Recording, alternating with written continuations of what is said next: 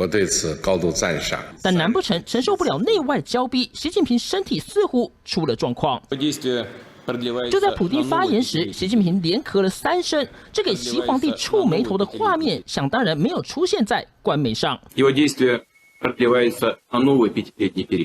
看看原本两人双框画面，到了中国央视的版本，却只有普丁一个人。网友热议是不是该去核酸检测一下？见到老大哥，难免太激动。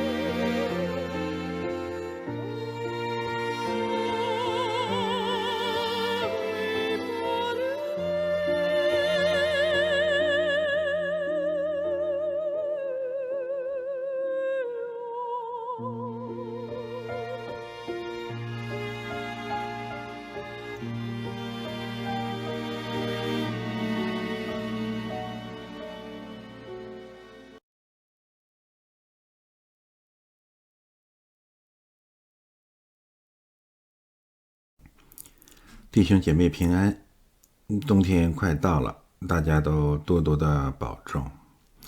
首先我们为昨天的主日崇拜感谢赞美神，这是一个充满喜乐和平安的主日聚会，在弟兄姐妹相扶相搀彼此相爱同作见证的教会里面，我们充满了从基督而来的喜乐。但是返回家中，看到一些来信，查看一些新闻，心情又沉重起来了。疫情在全球重新覆盖人类。首先收到的是教区和英文堂的来信，一些新的限制措施开始重新启动，教会聚会可能会重新受到一些限制，至少儿童主日学恐怕要暂停了，这刚刚挑旺的篝火，至少暂时要向中国病毒暂停了。这个事实也让我们看到，那恶者仍然是吞噬我们孩童的鬼魔。人类刚刚有了一点点的希望，好像疫情已经开始消退了，但是再一次被中国病毒的阴霾所覆盖。看着正在准备欢呼自由的孩子们，无奈地飞回自己的小巢。无论是做牧师还是作为父亲，真的心里非常难过。我们自己的孩子还好，有一些孩子，特别是单身家庭的孩子或者独生子，其实在这漫长的没完没了的中国瘟疫的覆盖之下，真的开始抑郁了。整个人类都在开始抑郁了。但是疫情仍然卷土重来，不仅是奥密克戎，就这段时间我们听见习近平又咳嗽了，蒙特利尔女市长又阳性了，美国联邦上诉法院恢复了拜登企业强制疫苗令，联合国总部的兽像又竖起来了。是的，这届人类到底怎么了呢？其实新冠疫情也包括奥密克戎再次袭击来的根本原因很简单，很简单，是翻开圣经，我们就能够找到最为根本的原因，那就是这届人类，就像我昨天讲到说的，是最不要脸的人类。之所以这样讲，也正如昨天正道讲的，因为没有悔改，没有公义。悔改和公义乃是神跟人，至少跟自己的选民所立约的两个基本方面。但是我们看到，在疫情之前中国如何，疫情之后中国更如何。西方疫情之前如何，疫情之中亦如何，没有悔改，没有公义，白左继续白左，鸡汤继续鸡汤，而且东方西方甚至变本加厉。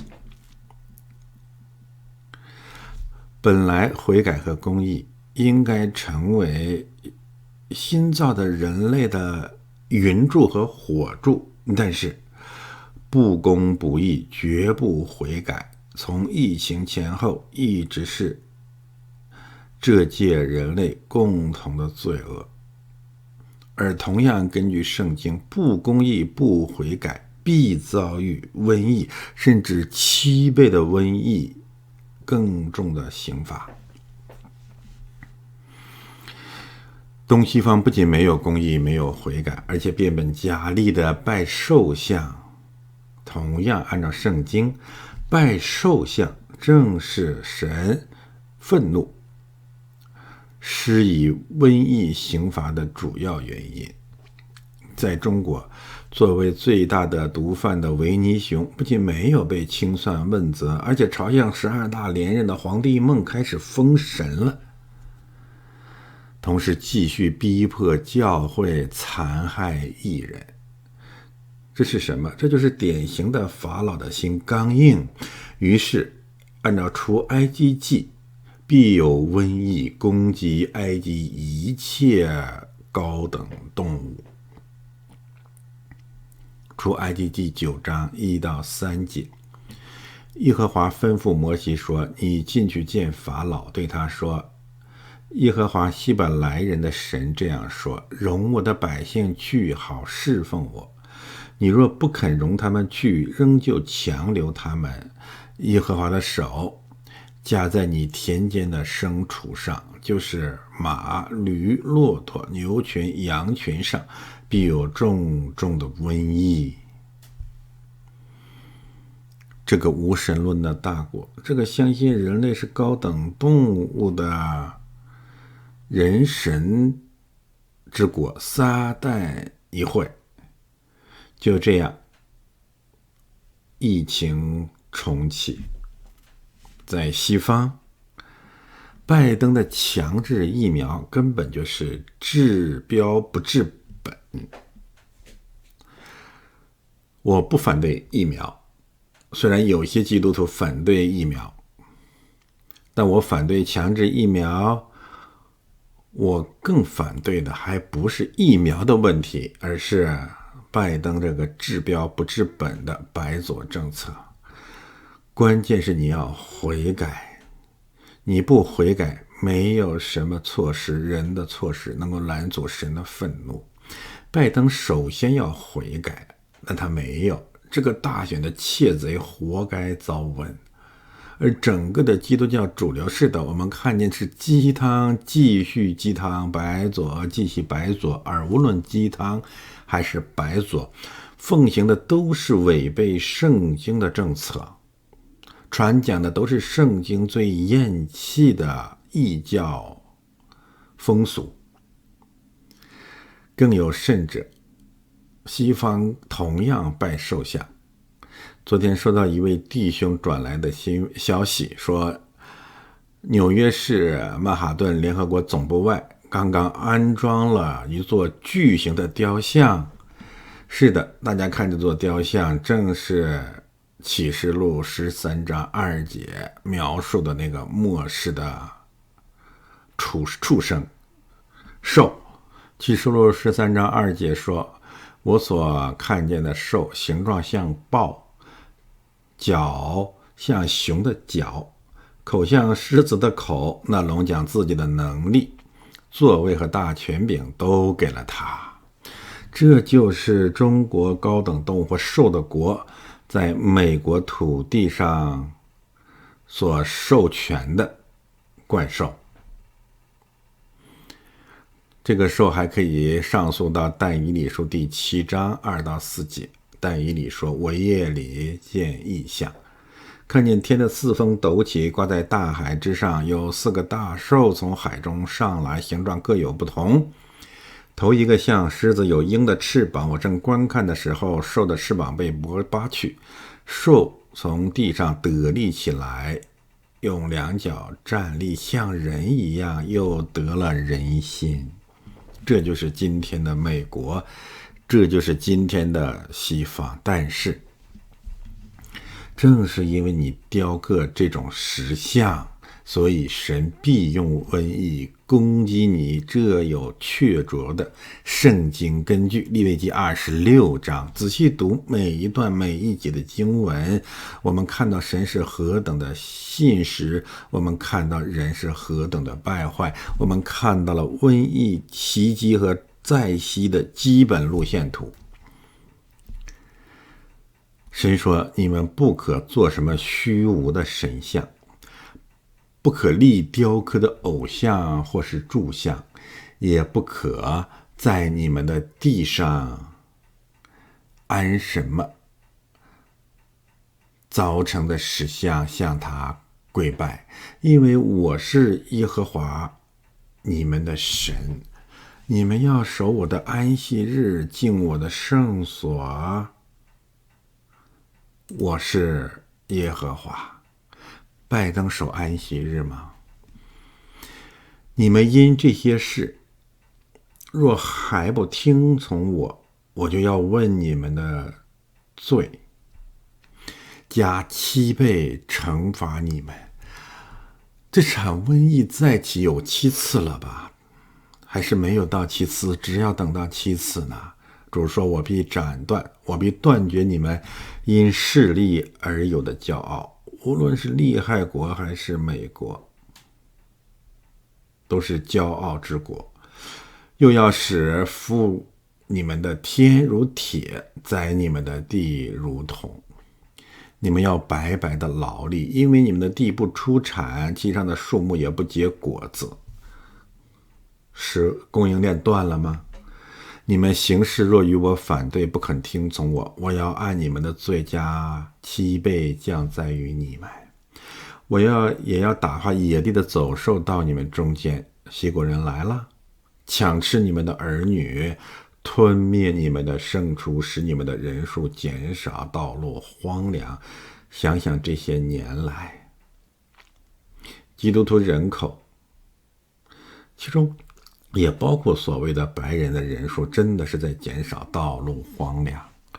你们因这些事若不改正归我，行事与我反对，我就要行事与你们反对，因你们的罪打击你们7次了。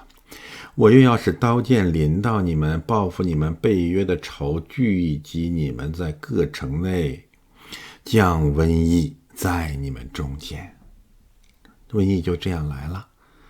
我又要使刀剑临到你们，报复你们背约的仇，聚集你们在各城内，降瘟疫在你们中间，也必将你们交在仇敌手中。我要折断你们的杖，就是断绝你们的粮。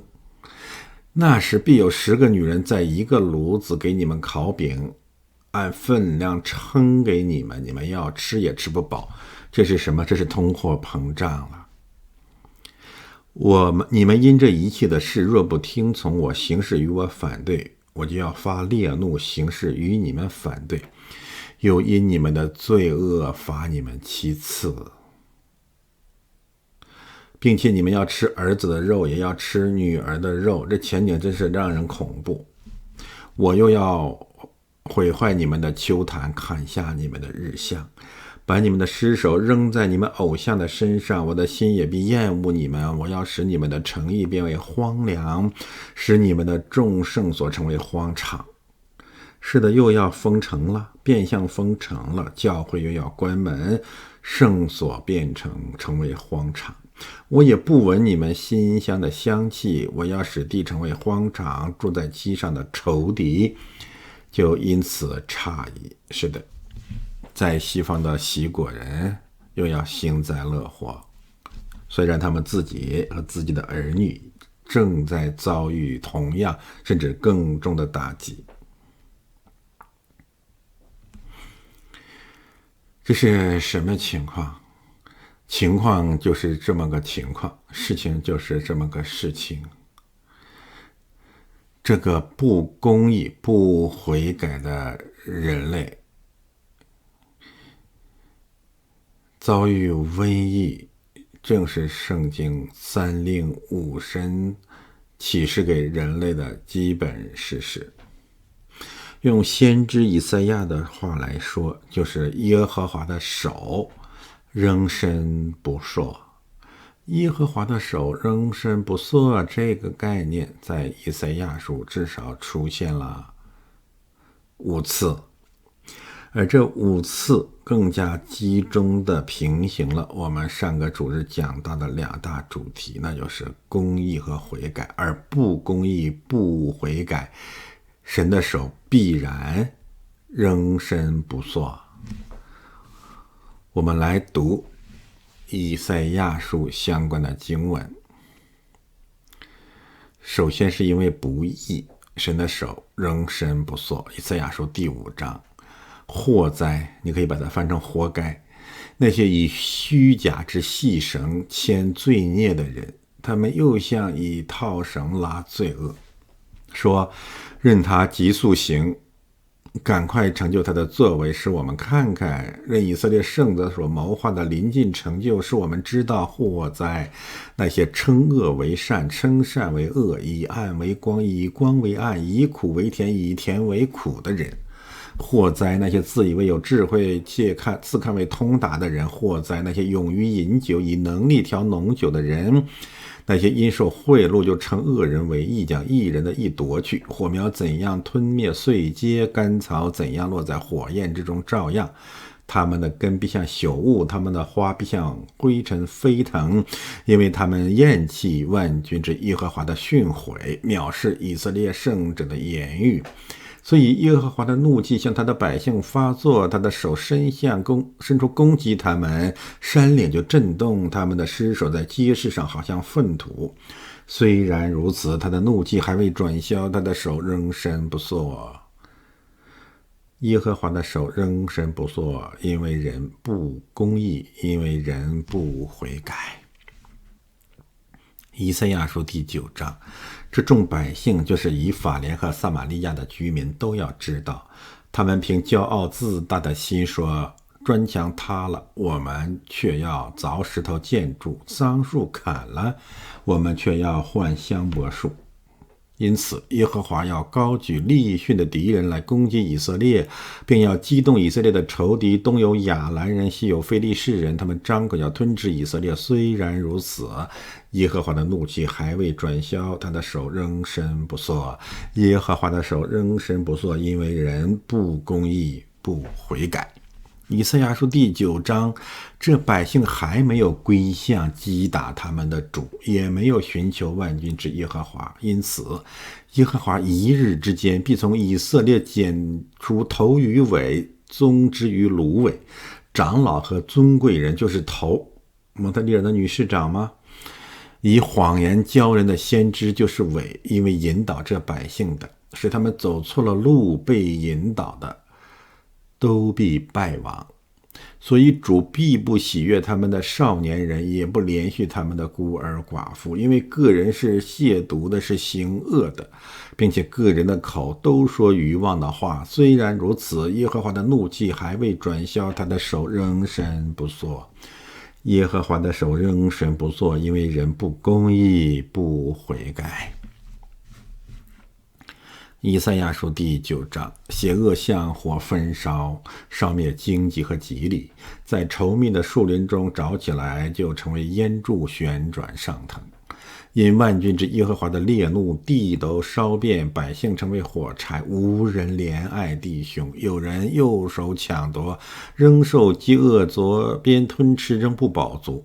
个人吃自己臂膀上的肉，马纳西吞吃以法莲，以法莲吞吃马纳西，又一同攻击犹大。虽然如此，耶和华的怒气还未转消，他的手仍伸不缩。耶和华的手仍伸不缩，因为人不公义，因为人不悔改。以赛亚书第10章，祸哉！那些设立不义之律例的，和记录奸诈之判语的，为要枉屈穷乏人，夺去我民中困苦人的理，以寡妇当作掳物，以孤儿当作掠物。到降罚的日子，有灾祸从远方临到，那时他们怎样行呢？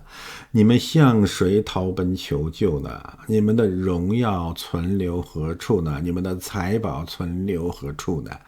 他们只是屈身在被掳的人以下，扑倒在被杀的人以下。虽然如此，耶和华的怒气还未转消，他的手仍伸不缩。耶和华的手仍伸不缩，因为人不公义，因为人不悔改。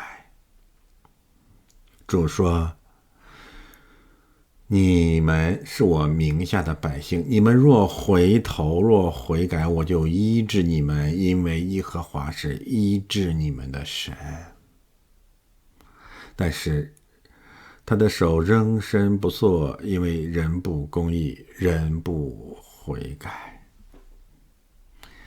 在这疫情重启的冬天里，在这又一个长冬暗夜，我们当如何？我们当继续悔改，我们当继续传讲公义和悔改的福音。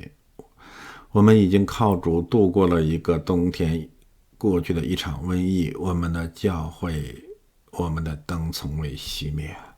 我们更求神在这个冬天加倍与我们同在，好使我们继续坚持聚会，继续传讲公义和悔改的福音。我们要继续的坚持祷告，就是按照真理在圣灵里祷告。领约瑟如领羊群之以色列的牧者，求你留心听。坐在阿尔基路伯上的求你发出光来，在以法莲、便雅悯、马纳西面前施展你的大能来救我们。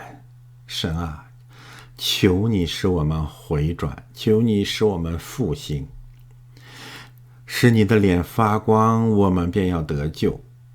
耶和华万军之神啊，你向你百姓的祷告发怒要到几时呢？你以眼泪当食物给他们吃，又多量出眼泪给他们喝。你使邻邦因我们纷争，我们的仇敌彼此窃笑。万军之神啊，求你使我们回转，使你的脸发光，我们便要得救。你从埃及挪出一棵葡萄树，赶出外邦人，把这树栽上。你在这树跟前预备了地方，它就深深扎根，爬满了地。它的影子遮满了山柱子，好像佳美的香柏树。它发出枝子，长到大海，发出蔓子，延到大河。你为何拆毁这树的篱笆，任凭一切过路的人摘取？林中出来的野猪把它践踏，野地的走兽拿它当食物。万军之神啊，求你回转，从天上垂看，眷顾着葡萄树，保护你右手所栽的和你为自己所坚固的枝子。这树已经被火焚烧，被刀砍伐，他们因你脸上的怒容就灭亡了。愿你的手扶持你右边的人，就是你为自己所坚固的人子。这样我们便不退后离开你，求你救活我们，我们就要求告你的名。耶和华万军之神啊，求你使我们回转，使你的脸发光，我们便要得救。阿们。